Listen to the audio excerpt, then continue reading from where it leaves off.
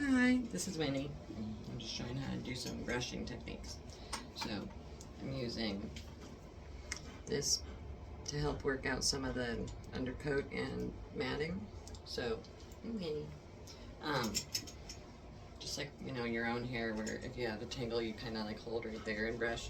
I'm also holding the side of her so I keep her skin nice and tight, so I'm not like yanking her skin too. And I'm just doing kind of small, pushing down pretty good, so I can get down to her skin level. But I'm just kind of doing small little brushing strips, and then you get that undercoat that comes off with the brush. So I just kind of work in sections where I'm just kind of doing these tiny brush strokes with that one. And that one's a pretty good tool. I mean, it works pretty good on her particular coat. You just kind of go all the way around her. You want to make sure you brush out, especially if your dog gets wet. You want to make sure you brush them out as they're drying, because when you get that little kink in the hair, you know that there's something that's kind of causing the kink. So you want their fur to be like nice and fuzzy versus piecey.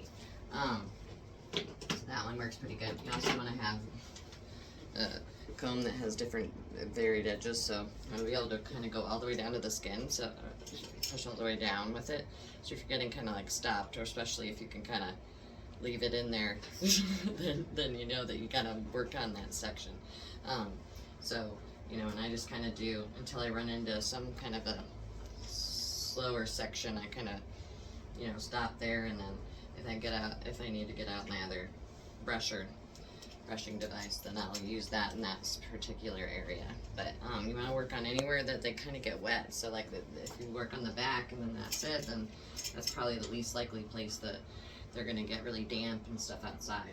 But like their legs or their chest or armpits or under their face, that's all really good spots to work on brushing them out.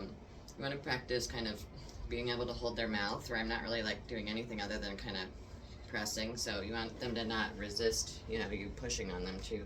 So like I'm kind of palming her mouth while I take the comb and brush a little bit out of her beard. You want to be able to kind of mess with their eyes a little bit like this, or something like that, where you can kind of get them used to getting their face touched without freaking out, because then they won't zig when you zag. So I kind of hold her head up and brush under her chin. You're a good girl, yes you are. So brave. Yes. So the comb works really great. A slicker is also pretty good too. I have like a softer slicker just because it's gentle on them, but there's different strengths of slickers. And then the last one kind of looks like this, where it's got a little bit crazier of teeth, where that can kind of go in and get some of those bigger matte areas. Okay, thanks.